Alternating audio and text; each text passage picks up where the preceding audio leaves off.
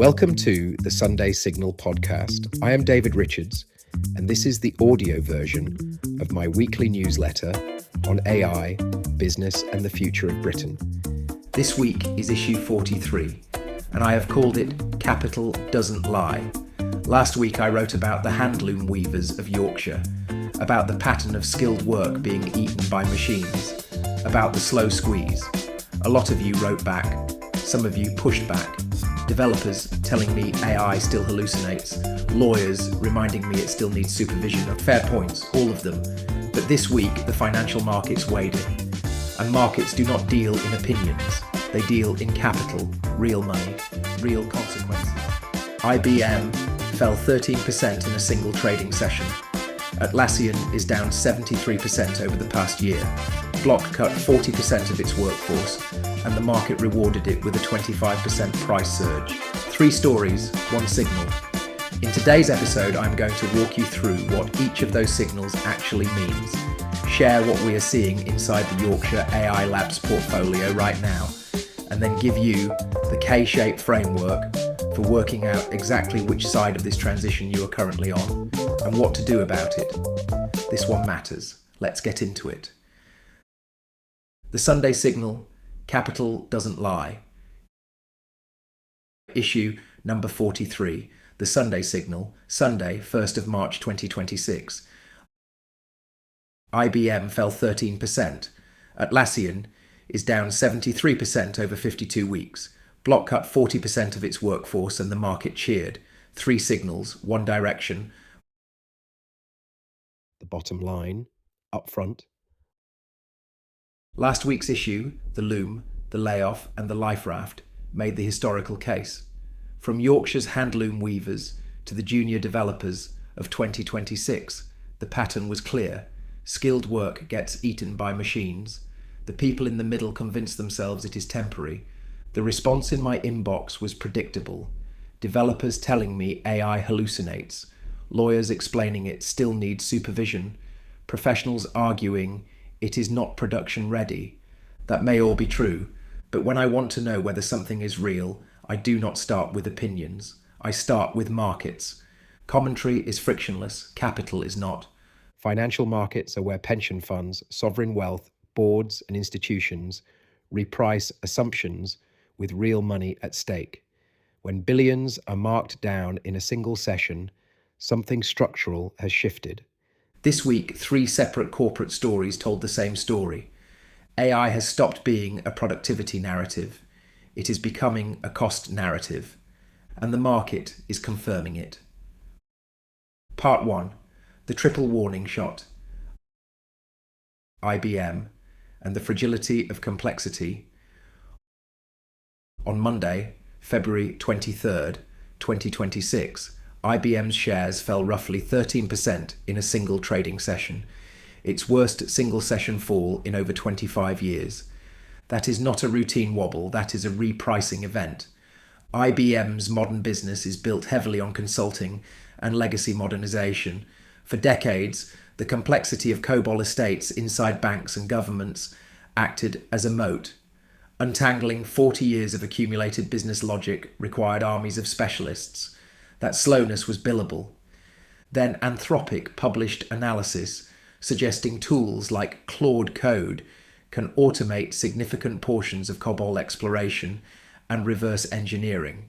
Whether that claim proves fully accurate is secondary. The market heard something simpler. Complexity might no longer be scarce. If the moat weakens, the margin compresses. Public markets do not wait for certainty. They discount direction. 13% in a day is what direction being repriced looks like. Atlassian and the end of the per seat assumption. Over the past 52 weeks, Atlassian has been widely reported as down roughly 73%, trading near levels last seen in 2018.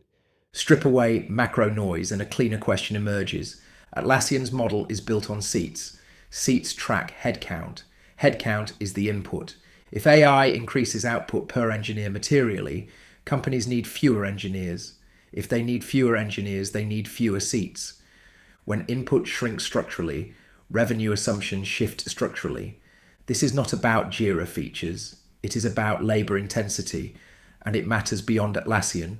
There is an entire category of SaaS businesses whose revenue assumptions are built on human headcount at the companies they serve.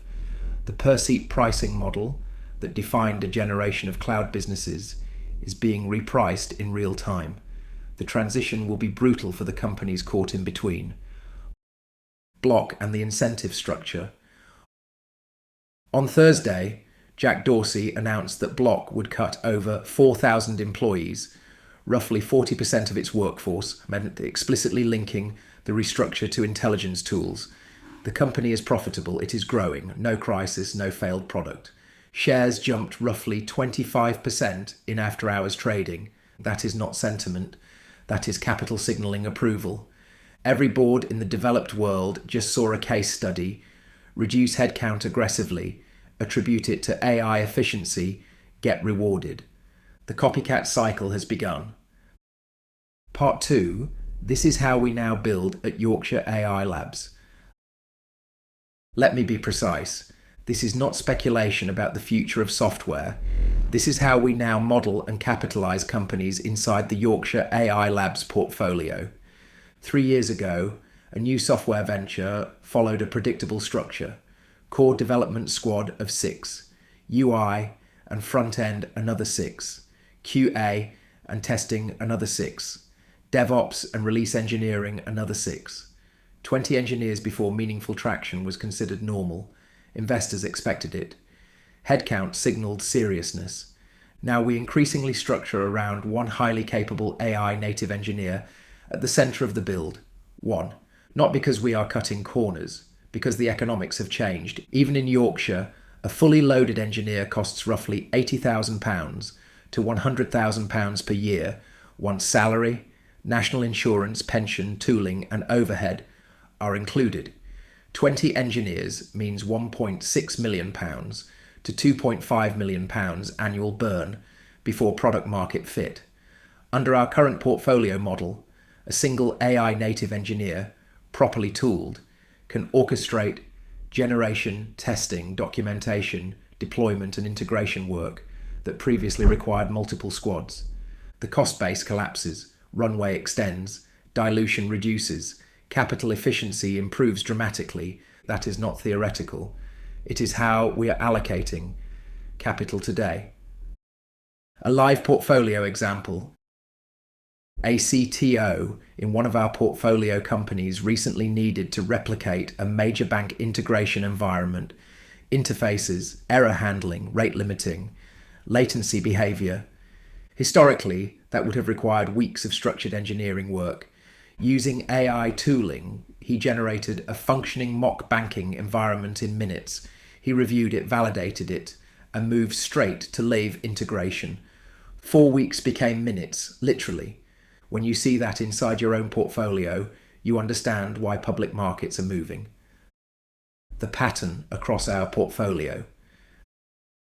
The banking example is one instance. The pattern repeats. A fintech building KYC compliance tooling used to need a legal team, a compliance team, and an engineering team working in parallel. Now one AI augmented compliance engineer produces a first draft mapping from regulation text to technical specification in hours. The parallel squad model has collapsed into a sequential, much leaner process. A health tech company building NHS data integrations used to require specialists in HL 7FHIR standards who took years to develop that specialism. Now AI surfaces the relevant standards, generates the integration schemas and flags known edge cases, compressing the learning curve dramatically.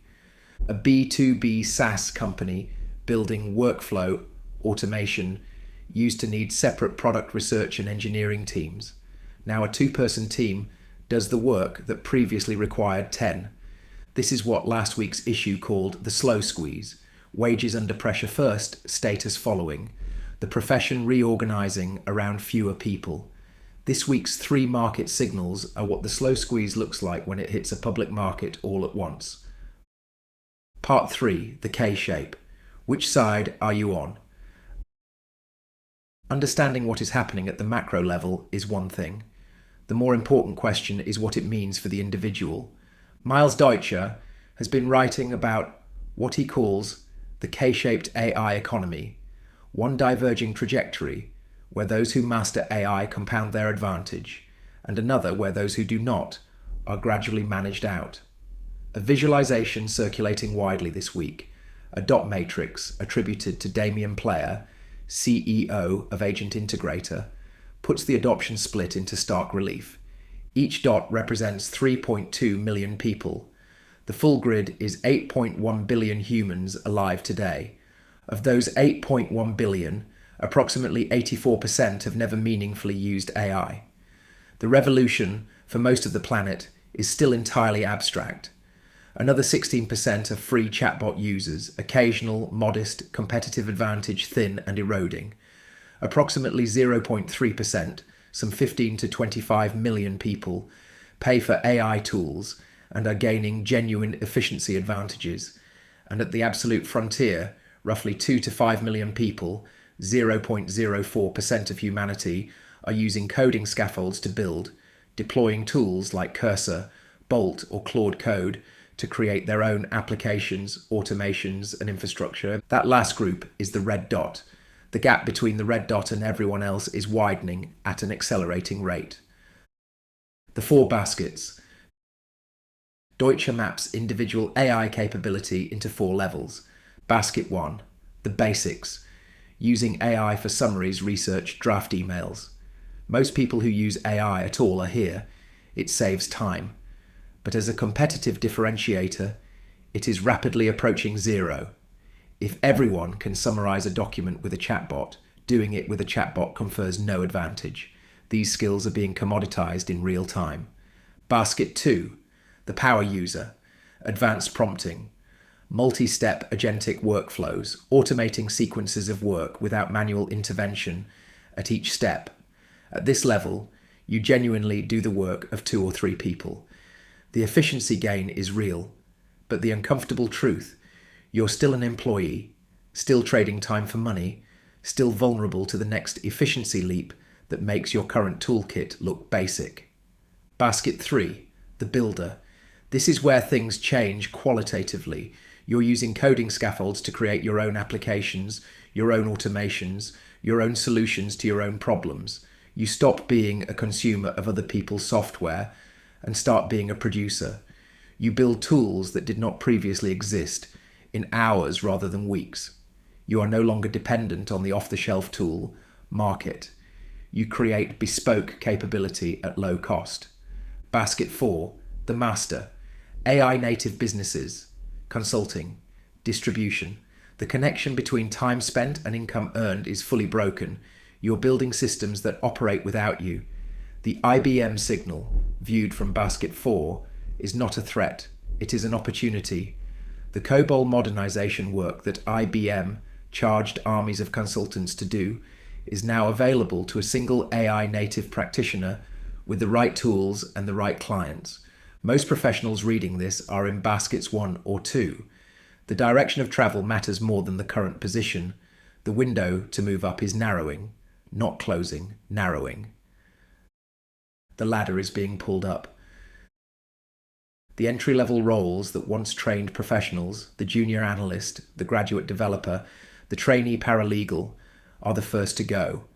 Not because AI does their work perfectly, because AI does it well enough, cheaply enough, quickly enough that companies are no longer willing to pay a human to do it while they learn. Professional development has always worked through apprenticeship. You start at the bottom. You do the grunt work. You accumulate the judgment and contextual knowledge that makes you valuable at the senior level over the years. The junior role was not just a job, it was the training ground for the senior role. If the junior role disappears, the training ground disappears with it. The people who climbed that ladder got something that will not be available to the next generation. The ladder is being pulled up behind them. Last week's issue made the point from history. The handloom weavers also had genuine expertise. The new categories of work in the textile industry were not available to them. The transition, though not instantaneous, was fast enough to destroy a generation. Deutsche's argument is that we are in a 6 to 12-month window where the gap between the two trajectories of the K is still bridgeable. After that, the compounding advantages of the red dot become structurally difficult to close. The timeline is debatable, the direction is not. What you can actually do. The analysis is only useful if it leads somewhere actionable. The first move is the mindset shift from passive observer to active experimenter. Most people in baskets 1 and 2 are using AI the way people used early search engines, to find information faster, not to build new capability. That framing limits what you can learn and what you can build. The second move is systematizing your exposure. The people getting ahead are not occasional readers of good AI articles. They have a daily or weekly discipline around understanding what is now possible, research announcements, developer communities, product releases that signal new capabilities, not to become technical experts, to understand what tools now exist before those tools become mainstream knowledge. The third move, the one that separates basket 2 from basket 3, is to build something, anything, a custom automation for a task you do repeatedly, a tool specific to your work, a dashboard that aggregates information you currently gather manually. The act of building with AI tools transforms your understanding of what is possible. It moves you from consumer to producer, which is exactly the distinction the market is beginning to price. The fourth move is positioning. The red dot individuals are connected to other builders, other AI native practitioners, other people using these tools seriously. The networks forming around AI native practice are becoming economically significant. The people inside them are getting access to opportunities and knowledge not visible from outside. The IBM signal, the Atlassian signal, and the block signal are all pointing in the same direction. Companies are restructuring around fewer, higher capability humans deeply integrated with AI. The people who survive and thrive are the ones who made themselves irreplaceable by becoming builders rather than users. Final thought. Last week set out the historical pattern. This week the market confirmed it. IBM's repricing, Atlassian's long decline, Block's headcount reduction rewarded by investors. 3 separate stories, 1 structural signal. When the cost of producing digital output falls, labour intensity falls.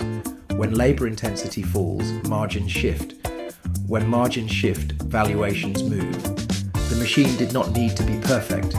It needed to be cheaper and capable of improvement. By the time it closed the quality gap, the industry had been rebuilt around it, with far fewer people, different skills, and no apology for the transition. Opinions are frictionless, markets are not. Capital has started to move. The window is open. For now. That is it for this week's Sunday Signal. 3 market signals, 1 structural shift, and a practical framework for where you go from here. If you found this useful, the full written version of issue 43, with all the sources and links, is at newsletter.djr.ai. You can subscribe there for free and get every issue delivered to your inbox on Sunday morning. If you are listening on Spotify or Apple Podcasts, please do follow the show. It genuinely helps more people find it. And if something in today's episode landed for you, I would love to know. Drop me a message on LinkedIn or reply to the newsletter. The inbox response to last week's Handloom Weaver issue was remarkable. Keep it coming. Until next Sunday, David Richards, MBE, is a technology entrepreneur, educator and commentator with over 25 years in technology. He writes for the Yorkshire Post and publishes the Sunday Signal weekly at newsletter.djr.ai.